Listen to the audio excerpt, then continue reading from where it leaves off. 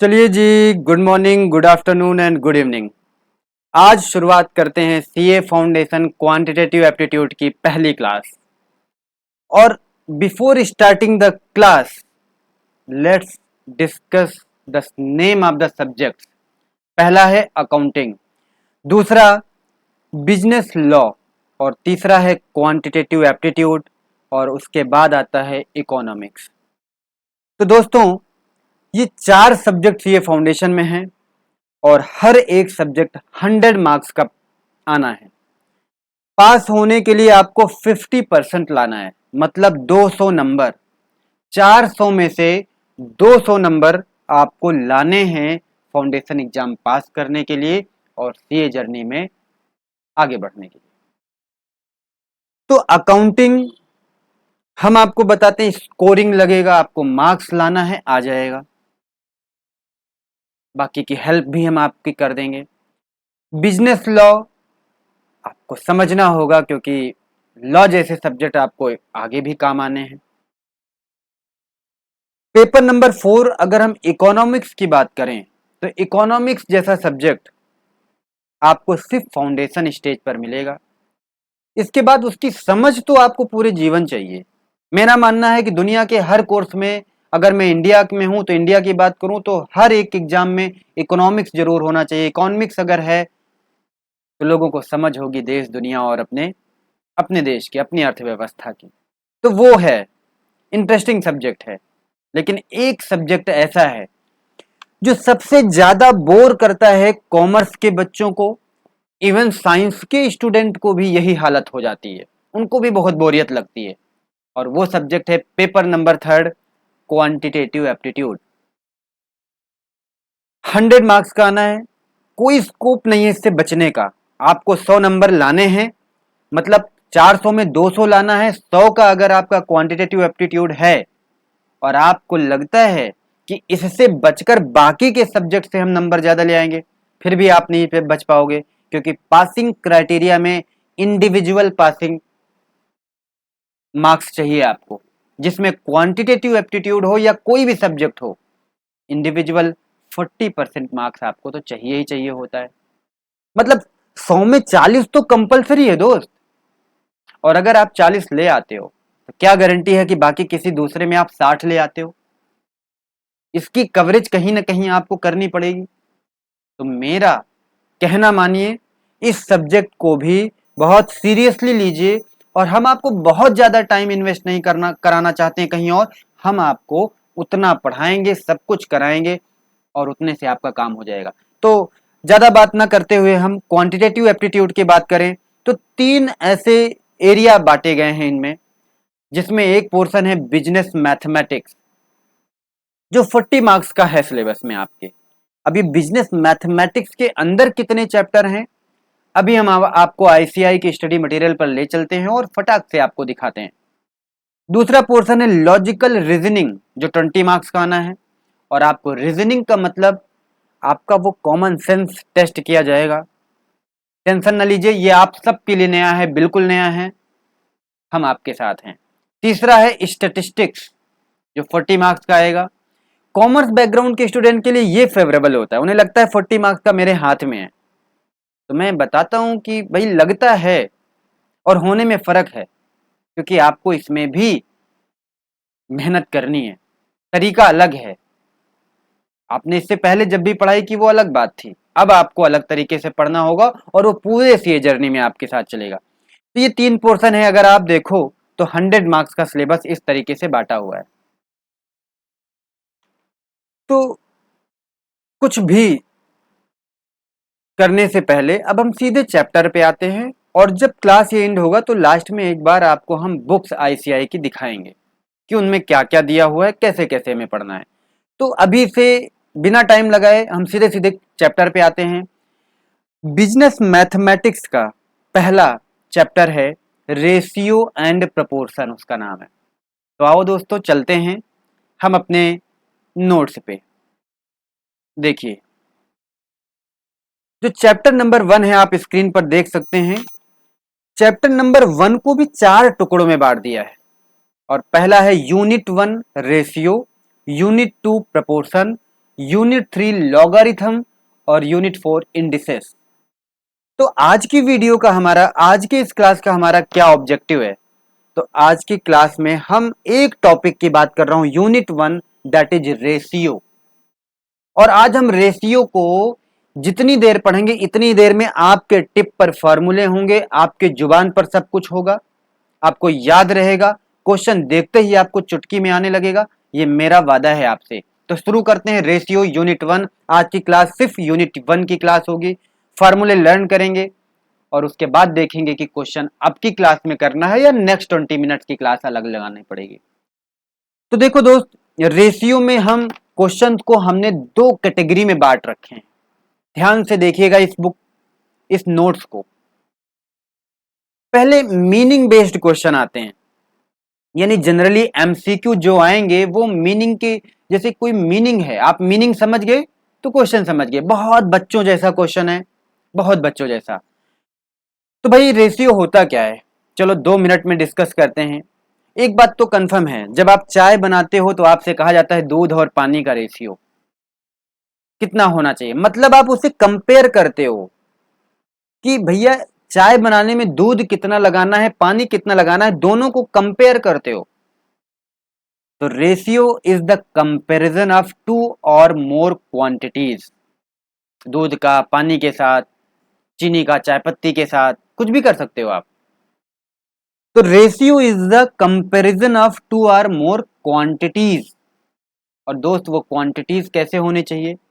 Same kind में होने चाहिए, एक प्रकार का होना चाहिए, उनका नेचर सेम होना चाहिए। कैसे? जैसे दूध और पानी को कंपेयर करते हैं, क्योंकि milk and water both are similar nature, both are liquid, और दोनों के यूनिट्स भी सेम है, लीटर में। कभी आपने सुना है क्या कि आटा 5 रुपए लीटर होता हो? आटा केजी में, पानी लीटर में, दूध लीटर में। क्या कभी आटा का, गेहूं का कंपैरिजन आप लिक्विड या वाटर से कर सकते हैं क्या? किसी भी आप कोल्ड ड्रिंक का कंपैरिजन करते हैं क्या? नहीं। यानी कि लिक्विड आइटम का कंपैरिजन सिर्फ लिक्विड आइटम से होगा, सॉलिड आइटम का कंपैरिजन सिर्फ सॉलिड आइटम से होगा। तो गेहूं अगर केजी में है तो ऐसे यूनिट से कंपेयर करेंगे जिनको हम किलोग्राम में ही मेजर करते हूं। इट मींस कि ratio is the comparison of two और more quantities of the same kind, same nature, same units. और ये बात आप दिमाग में डाल लीजिए, पहले से भी पता है। चलिए, मतलब एक बात तो कंफर्म है कि हम कंपेयर जो रेशियोज का करेंगे वो same kind, same nature, same units में होने चाहिए। केजी में अगर कोई चीज किलोग्राम में नापा जाता है तो दूसरा आइटम भी किलोग्राम में हो, लीटर में हो तो लीटर में हो, डिस्टेंस के लिए मीटर है तो मीटर, किलोमीटर है तो किलोमीटर। क्लियर हो गई ये बात। अब एक बात देखिए कि रेशियो है क्या, लिखा कैसे जाता है। अगर कहीं लिखा है, पढ़ने के लिए कैसे बोलेंगे? ए, जैसे ए अपान बी। हिंदी में लोग बोलते हैं ए बटे बी, 1/2, 2/5, मतलब 1:2, 2:3, 2:5। यहां बात समझ में आई? तो ए अपान बी लिखा है, इसका मतलब ratio of A to B, मतलब ए इज टू बी। वापस एक बात आपको याद दिलाएं, जब आप 12th में रहे हैं, आपसे पूछा गया कि आपके कितने परसेंट मार्क्स आए हिंदी में, तो आप बोले ना कि मुझे 80% मिले। उस हिंदी के सब्जेक्ट का 80%, अकाउंट के सब्जेक्ट का 80%, मतलब 80 आउट ऑफ 100।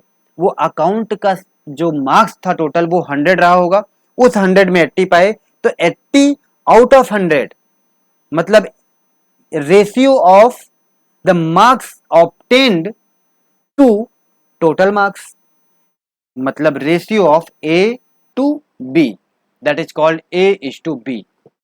ज्यादा टाइम लगा दिया, खैर आगे देखते हैं। अब आपको इनमें कुछ पॉइंट्स को ध्यान में रखना है। जैसे हमने यहाँ पर 5 से 6 पॉइंट आपको लिख कर दिए हैं और पांचों पॉइंट आपको समझाते हैं। ये जनरल पॉइंट्स हैं, सबको आते हैं। मुझे लगता है क्लास 7th 8th के बच्चों को भी आता है, क्लास 3rd के बच्चों को भी आता है। अगर कोई ratio A is to B दिया है या ए अपान बी के फॉर्म में लिखा हुआ है, तो अगर आप दोनों को मल्टीप्लाई करो, ए में भी और बी में भी सेम क्वांटिटी से, तो रेशियो में क्या कोई चेंज आएगा? नहीं, बिल्कुल नहीं आएगा। तो पहला पॉइंट ये है कि सेम क्वांटिटी से न्यूमरेटर और डिनोमिनेटर, ये न्यूमरेटर क्या है? जैसे a इज टू बी को a अपान बी लिखते हैं, तो जो ऊपर वाला हिस्सा होगा उसे न्यूमरेटर, जो नीचे वाला है उसे डिनोमिनेटर बोलते हैं। और न्यूमरेटर और डिनोमिनेटर दोनों को किसी भी आइटम से मल्टीप्लाई करिए पर सेम आइटम हो। अगर देखिए a अपान बी को c से मल्टीप्लाई ऊपर किया, c से नीचे डिनोमिनेटर में किया, तब भी ये a अपान बी ही रहेगा।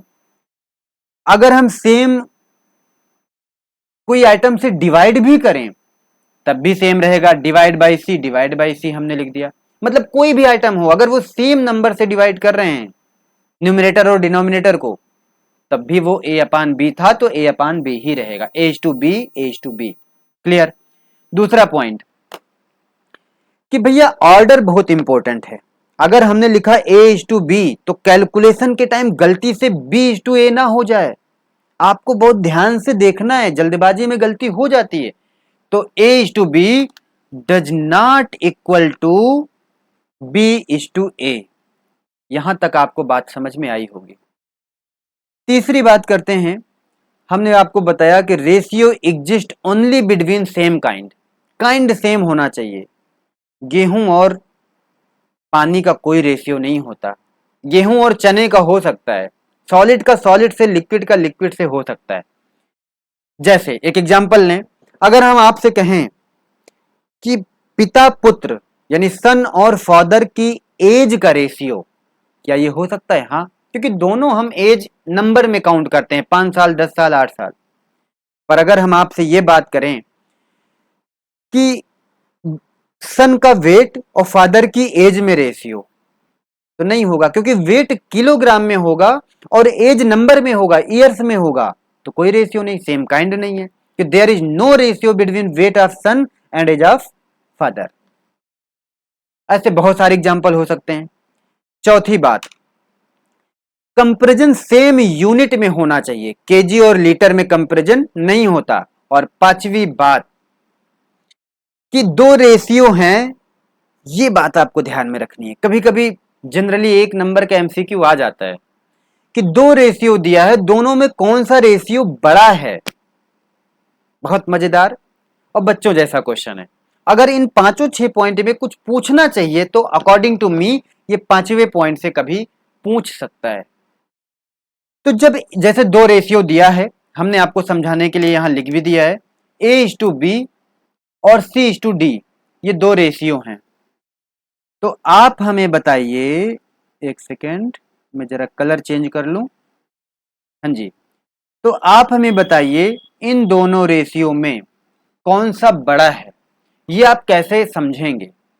तो सबसे पहले आप इसको लिखेंगे कैसे, a इज टू बी को a upon B, c is to D को c अपान डी, सबसे पहले ऐसे करके आप लिख लीजिएगा।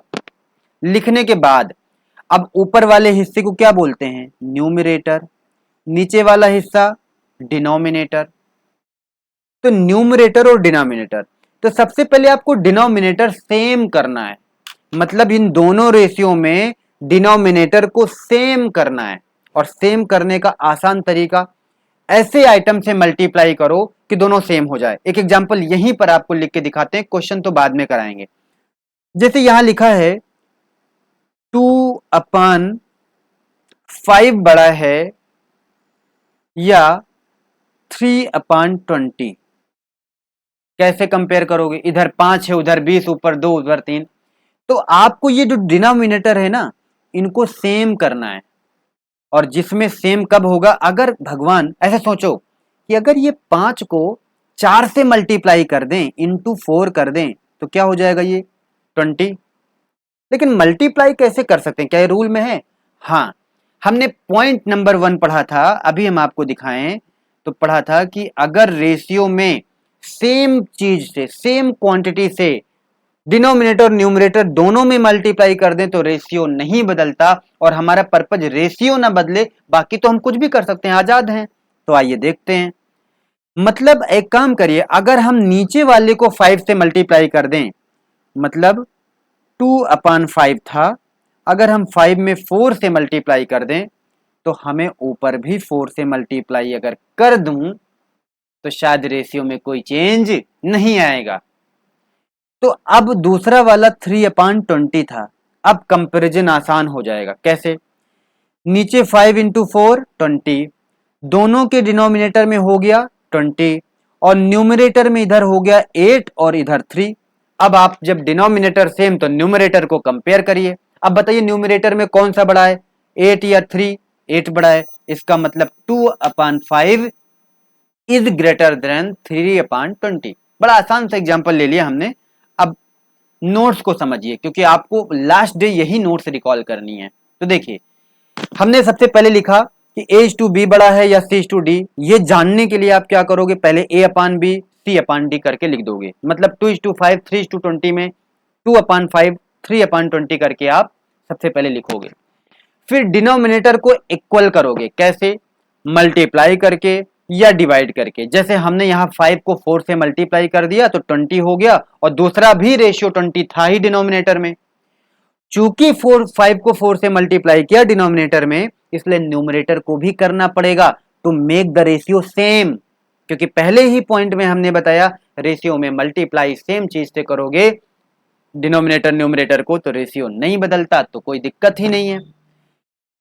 तीसरा काम हम करेंगे, जब न्यूमरेटर सेम हो जाए तो जब डिनोमिनेटर सेम हो जाए तो न्यूमरेटर को कंपेयर कर लीजिए। एक और तरीका है, आप मल्टीप्लाई ना करिए, आप डिनोमिनेटर का एलसीएम ले लीजिए।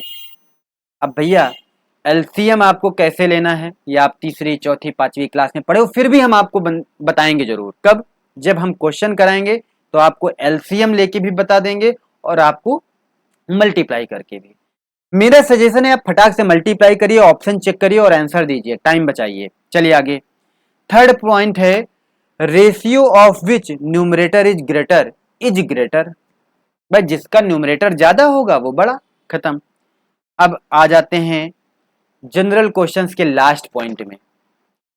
तो हम आपको बताएं कि अगर दो आइटम हैं कोई, जैसे x और y, इन दोनों का रेशियो A/B है अगर, तो पहले वाले को एंटीसीडेंट और दूसरे वाले को कॉन्सिक्वेंट बोलते हैं। मतलब अगर आप A/B आपने लिखा है तो A आपका एंटीसीडेंट होगा, B आपका कॉन्सिक्वेंट होगा।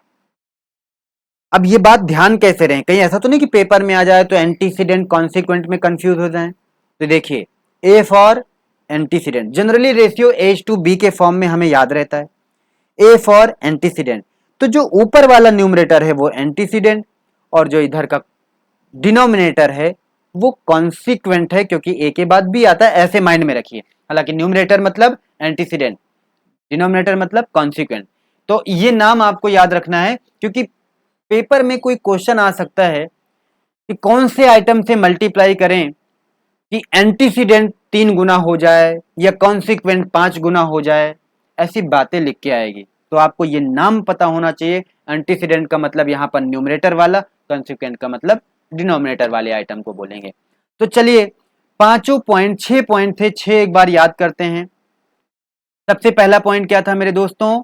सबसे पहले पॉइंट में हमने मीनिंग पढ़ा। मीनिंग में पढ़ा कि एक कंपैरिजन है दो या दो से ज्यादा क्वांटिटी का, और ये सेम काइंड के होने चाहिए, सेम नेचर में होने चाहिए, और इनका यूनिट भी सेम होना चाहिए। दूसरी बात हमने पढ़ी कि रेशियो में डिनोमिनेटर न्यूमरेटर में सेम क्वांटिटी से मल्टीप्लाई करने से रेशियो नहीं बदलता। तीसरी बात हमने पढ़ी कि भाई रेशियो चेंज नहीं होना चाहिए, मतलब ऑर्डर चेंज नहीं होना चाहिए, A/B को B/A नहीं लिख सकते। तीसरी बात हमने पढ़ी कि भाई रेशियो सेम सिमिलर नेचर में होता है, सिमिलर क्वांटिटी में होता है। जैसे पिताजी की एज और बच्चे के वेट में कोई रेशियो नहीं हो सकता। एज ईयर्स में, वेट केजी में मापते हैं, इसलिए यूनिट सेम ना होने की वजह से रेशियो नहीं बन सकता। और इसके बाद हमने पढ़ा कि सेम यूनिट्स में, सेम नेचर में, और साथ ही साथ पढ़ा कि अगर दो रेशियो हैं और हमें कंपेयर करना है कि दो रेशियो में कौन सा रेशियो बड़ा है, तो एक काम करिए, किसी एक रेशियो को एक ऐसे आइटम से मल्टीप्लाई या डिवाइड करिए कि उसका डिनोमिनेटर दोनों रेशियो का सेम हो जाए, उसके बाद आप न्यूमरेटर को कंपेयर करिए, जिसका न्यूमरेटर बड़ा वो ही रेशियो बड़ा हो जाएगा, या फिर आप एलसीएम लेके कर सकते हो। लास्ट पॉइंट हमने आपके साथ बात किया कि एज टू बी रेशियो है तो ए को एंटीसीडेंट और बी को कॉन्सिक्वेंट बोलेंगे। और अब आते हैं हम अपना major part, types of ratios. आपके साथ हम स्क्रीन पर इसे, आप चाहें तो इसकी स्क्रीनशॉट ले सकते हैं या फिर आपको इसका हम पीडीएफ प्रोवाइड कर देंगे। डिपेंड इस बात पे करता है कि आपके मैसेज या आपका कमेंट आना चाहिए। अगर आपने कमेंट में इसकी पीडीएफ या इसका नोट्स मांगा तब आपको ये प्रोवाइड की जाएगी। उससे पहले आपके पास मेरा व्हाट्सएप नंबर है, टेलीग्राम और इंस्टाग्राम आईडी, हर जगह आपके हमसे कांटेक्ट करने का सोर्स है। आप कहीं से भी करिए, आपको पूरा नोट्स मिलेगा, पूरी गाइडेंस मिलेगी। चलिए, रेशियो को दो पार्ट में हमने डिवाइड किया, इनवर्स रेशियो और कंपाउंड रेशियो। इनवर्स, अगर साइंस की स्टूडेंट हैं तो आपको पता है इनवर्स का मतलब उल्टा कर देना। वन का इनवर्स, जैसे मान लीजिए 5 है, 5 का इनवर्स 1/5, वहां तो आपने पढ़ा है। a⁻⁻1 लिखने का मतलब होता था फिजिक्स में इनवर्स। तो यहां हम आपको बात करेंगे इनवर्स मतलब उल्टा कर देना। अगर कोई रेशियो a:b है तो मेरे दोस्त इसे अगर हम b:a लिख देंगे, that is the inverse of a:b। एक बात। दूसरी बात, अगर हम इनवर्स रेशियो को ओरिजिनल रेशियो से मल्टीप्लाई करेंगे तो 1 आ जाएगा। अरे कोई डाउट नहीं, a:b मतलब a/b, मल्टीप्लाई करो b/a से, तो डिवाइड और मल्टीप्लाई में b कैंसिल, a कैंसिल यहां पर, और आपके सामने आ जाएगा 1। कंफर्म। इनवर्स रेशियो का मतलब रेशियो के टर्म्स को रिवर्स कर दो, मतलब एंटीसीडेंट को कॉन्सिक्वेंट या कॉन्सिक्वेंट को एंटीसीडेंट बना दो।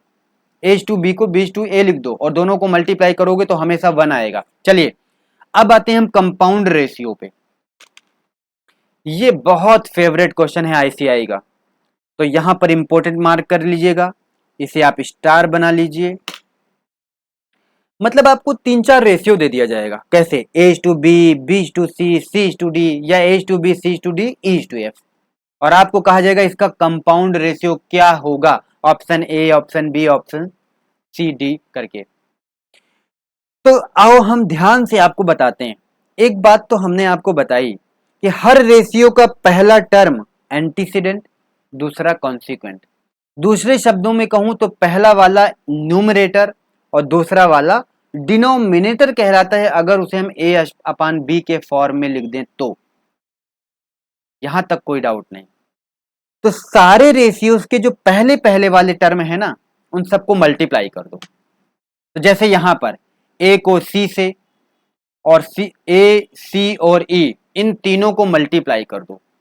इज टू मतलब, एक सेकेंड, स्क्रीन मेरी चली गई, मैं वापस आता हूं। हाँ, मतलब a इंटू सी इंटू ई, और उसके बाद दूसरा वाला टर्म डिनोमिनेटर या कॉन्सिक्वेंट वाला b into D into F, आप मल्टीप्लाई करके लिख दीजिए इस टू लगा करके। इसी रेशियो को हम बोलेंगे कंपाउंड रेशियो। कैसे, a:b, c:d, e:f लिखा हुआ है, आप करेंगे क्या, a को c से मल्टीप्लाई, a को c से मल्टीप्लाई, उसके बाद c को e से मल्टीप्लाई, ये तीनों मल्टीप्लाई हो जाएंगे तो हो जाएगा a इंटू सी इंटू ई। साथ ही साथ आप b को d से और d को f से, ये तीनों मल्टीप्लाई करके b into D into F आपका हो जाएगा, और इसी के रेशियो को बोलेंगे कंपाउंड रेशियो। अब आगे आते हैं। ये जो कंपाउंड रेशियो है ना, इनको हमने 4 पार्ट में बांटा हुआ है, और ये चारों से कभी कभी क्वेश्चन, कोई भी एक क्वेश्चन, 2 क्वेश्चन आपके पेपर में आ सकता है। अब डिपेंड करता है कितने आएंगे, वो हम आपको बाद में एक लिस्ट भी देंगे कि कहां से कितने मार्क्स का आएगा। तो देखिए, 4 क्वेश्चन आपके साथ बनेंगे। पहला है डुप्लीकेट रेशियो, दूसरा सब डुप्लीकेट, ट्रिप्लीकेट, सब ट्रिप्लीकेट। बड़े आराम से समझना, बहुत आसान है, ताकि पेपर में आप भूलो ना। डुप्लीकेट का मतलब क्या होता है, फोटोकॉपी, मतलब उसी की परछाई कह लो। तो जैसे a:b है ना, तो उसका डुप्लीकेट रेशियो क्या होगा कि दूसरा a:b ले लो, यानी उसी की फोटोकॉपी कह लो आसान भाषा में, और दोनों को मल्टीप्लाई कर दो, डुप्लीकेट हो जाएगा। ट्रिप्लीकेट का मतलब उसे 3 बार ले लो और तीनों को मल्टीप्लाई कर दो। आई होप समझ रहे हैं। मतलब डुप्लीकेट 2 बार, ट्रिप्लीकेट 3 बार, और चूंकि फोर्थ के लिए कोई टॉपिक नहीं दिया है, नहीं तो 4 बार मल्टीप्लाई कर देते। तो डुप्लीकेट को 2 बार, ट्रिप्लीकेट को 3 बार। तो ध्यान से समझिए, अगर A:B है तो उसका डुप्लीकेट क्या होगा, आप A:B और दूसरा वाला एक बार और A:B ले लो, दोनों को मल्टीप्लाई कर दो, यानी A/B और A/B दोनों को मल्टीप्लाई करोगे तो न्यूमरेटर में A 2 बार हो जाएगा, A into A is to B into B, और A को 2 बार मल्टीप्लाई तो स्क्वायर, 3 बार मल्टीप्लाई को क्यूब, 4 टाइम्स मल्टीप्लाई तो पावर 4, A⁴। ये बातें तो आपने सीखी होंगी। तो A:B का डुप्लीकेट रेशियो होगा A² is to B²। Square का मतलब 2 बार मल्टीप्लाई। आई होप समझ में आया। मतलब डुप्लीकेट रेशियो का मतलब it is the ratio compounded itself, जो खुद से कंपाउंड हो रहा है। और कंपाउंड का मतलब मैंने ऊपर आपको बताया कि अगर 2 रेशियो को कंपाउंड करना है तो न्यूमरेटर न्यूमरेटर न्यूमरेटर को multiply, is to denominator denominator denominator को मल्टीप्लाई। दूसरी भाषा में न्यूमरेटर को एंटीसीडेंट और डिनोमिनेटर को कॉन्सिक्वेंट बोल दिया जाता है। तो यहां पर डुप्लीकेट रेशियो का मतलब A:B को कंपाउंड करो दूसरे A:B से, तो A और A मल्टीप्लाई, B और B मल्टीप्लाई, तो A² इज टू B²। शायद मैं ज्यादा ही समझाने की कोशिश कर रहा हूं, पर मेरा काम है आपके दिमाग में डालना। अब बात करें अगर हम डुप्लीकेट के बाद सब डुप्लीकेट, जब भी आप सब डुप्लीकेट की बात करोगे ना, देखो एक होता है हेड, एक होता है डुप्लीकेट, एक उसके नीचे सब डुप्लीकेट, यानी डुप्लीकेट के भी नीचे। एक काम करो, अगर आपको सब डुप्लीकेट निकालना ना तो अंडर रूट की टोपी पहना दो। अंडर रूट का मतलब तो आपको पता है, छोटी क्लास में पढ़ा है, 4 का अंडर रूट 2, 16 का अंडर रूट 4, इस पे बात हम नहीं करेंगे। तो सब का नाम आए सब, सब डुप्लीकेट, सब ट्रिप्लीकेट, तो सब डुप्लीकेट में स्क्वायर रूट की टोपी पहना दो, अंडर रूट या स्क्वायर रूट बोलते हैं। अगर इसी तरह देखो, under root A is to under root E, सब डुप्लीकेट रेशियो। ट्रिप्लीकेट हमने क्या बोला, 3 बार, एक ही रेशियो को 3 बार लेकर के कंपाउंड कर दो, A is to A is to A into A into A is to B into B into B, यानी A³ is to B³। I hope समझ में आया। तो देखिए ध्यान से, सबसे पहले हमने पढ़ा कंपाउंड रेशियो। कंपाउंड रेशियो में हमने कहा 2 या 2 से ज्यादा रेशियोज को हम कंपाउंड करते हैं, जिसमें हम एंटीसीडेंट्स को मल्टीप्लाई करते हैं, इज टू कॉन्सिक्वेंट को मल्टीप्लाई करते हैं। ये बात आपके दिमाग में घुस जानी चाहिए। फिर हमने कहा कंपाउंड रेशियो को 4 टुकड़ों में बांटा, 4 तरह के क्वेश्चन पेपर में आ सकते हैं, डुप्लीकेट, सब डुप्लीकेट, ट्रिप्लीकेट, सब ट्रिप्लीकेट। डुप्लीकेट में क्या करेंगे, स्क्वायर, A² A:B का डुप्लीकेट A² B²। सब डुप्लीकेट में क्या करेंगे, अंडर रूट की टोपी पहना देंगे, under root A is to under root B। Triplicate क्या करेंगे, 3 बार multiply, A³ is to B³। और सब ट्रिप्लीकेट क्या करेंगे, क्यूब रूट की टोपी पहना दो। तो देखो ये इसे बोलेंगे हम क्यूब रूट, क्यूब मतलब 3, ऐसे कहिए, A³ B³, cube root, square root. मेरी बात समझ में आया, स्क्वायर रूट को अंडर रूट बोल देते हैं। तो चलिए जी, इस तरीके से मेरा रेशियो का चैप्टर खत्म होता है। हम आपको ले चलेंगे क्वेश्चन की तरफ, और हम ये जो आपको क्वेश्चन कराएंगे तो ये इसी रेशियो का पार्ट 2 में कराएंगे। छोटी छोटी वीडियो बनाएंगे ताकि आपको पढ़ने में आसानी लगे। एक बार जाते जाते, अभी तक हमारी क्लास लगभग 29-30 मिनट की हो गई है, 2 मिनट में हम आपको याद कराना चाहते हैं कि हमने क्या क्या पढ़ाई की। और एक बात और हम आपको बता दे जाते जाते, कि हर चैप्टर के एंड में लिखा है what to revise just before exam. आपको यहीं से मार्किंग करके दे देंगे कि आपको एग्जाम में जाने से पहले 1 डे बिफोर कौन कौन से क्वेश्चंस का रिवीजन कर लेना चाहिए। ये आप एनालाइज करेंगे तो आपको ज्यादा टेक्निक भिड़ानी पड़ेगी, आपके पास बहुत सारे सब्जेक्ट हैं। और अगर हम ये एनालाइज करके दे देंगे तो अपने एक्सपीरियंस पर ऐसे क्वेश्चंस आपको दे देंगे कि वो करने के बाद आपका पूरा चैप्टर रिवाइज हो जाए, उन्हीं क्वेश्चंस में प्रैक्टिस हो जाए और एग्जाम में कोई गलती ना हो। तो आप मुझे ही फॉलो कर लीजिए, अपना दिमाग चलाने की जरूरत नहीं है, अपना दिमाग किसी और सब्जेक्ट में चलाइए। हम आते हैं जल्दी से, पूरा जितना हमने आपको रेशियो पढ़ा था, ये हमारा रेशियो था। आप ध्यान से देखिए, इतना बड़ा पोर्शन है रेशियो का। और ये हमारा चार्ट नोट्स ये आपको मिल जाएगी, आप हमें मैसेज करिएगा।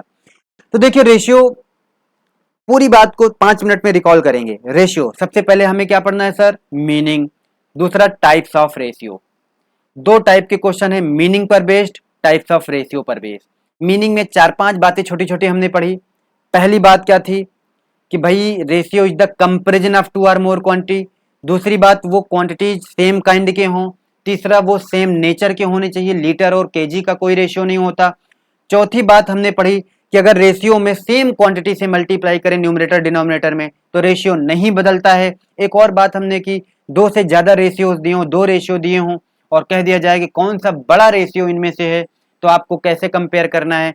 तो ऐसा कुछ मल्टीप्लाई या डिवाइड करना है किसी रेशियो में कि दोनों रेशियोज का या तीनों रेशियोज का डिनोमिनेटर सेम हो जाए। और अगर डिनोमिनेटर सेम हो गया तो न्यूमरेटर जिसका बड़ा होगा वही रेशियो बड़ा हो जाएगा। इतनी बात हमने पढ़ी।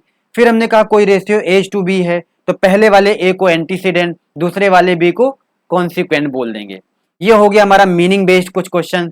इसके बाद हम बात करेंगे types of ratio. Types of ratio में हमने आपसे बोला दो टाइप के रेशियो में पहले हमने बांटा, एक इनवर्स रेशियो और दूसरा कंपाउंड रेशियो। इनवर्स रेशियो का मतलब होता है रेशियो को उल्टा टांग दो, एज टू बी को बी टू ए लिख दो, उल्टा टांगना है इनवर्स रेशियो। फिर आता है कंपाउंड रेशियो, दो से ज्यादा रेशियोज दिए रहेंगे, दो या दो से ज्यादा, इन सब में दोस्ती करा दो, इन सबको मिला दो, A is to B, C to D, E to F, जितने रेशियोज होंगे पहले वाले को एंटीसीडेंट, दूसरे वाले को कॉन्सिक्वेंट, सारे एंटीसीडेंट को उठाओ और मल्टीप्लाई कर दो, इज टू दूसरा वाला पोर्शन यानी सारी कॉन्सिक्वेंट को उठाओ और मल्टीप्लाई कर दो, बीच में दो बिंदु लगा करके रेशियो बना दो, वही होता है हमारा कंपाउंड रेशियो। कंपाउंड रेशियो को 4 पार्ट में बांटा गया, कैसे मैं समझाने की कोशिश करता हूं। पहला डुप्लीकेट।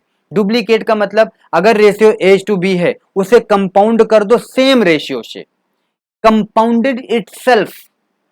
एज टू बी को एज टू बी को कंपाउंड करो, मतलब ए इंटू इंटू बी, तो हो जाएगा ए स्क्वायर बी स्क्वायर। तो मतलब डुप्लीकेट रेशियो मतलब एज टू बी का duplicate A square B square, okay. X is to Y का duplicate X square Y square, 2:4 का डुप्लीकेट 2 स्क्वायर 4 स्क्वायर, यानी 2 दूना 4, 4 चौक 16, 4:16।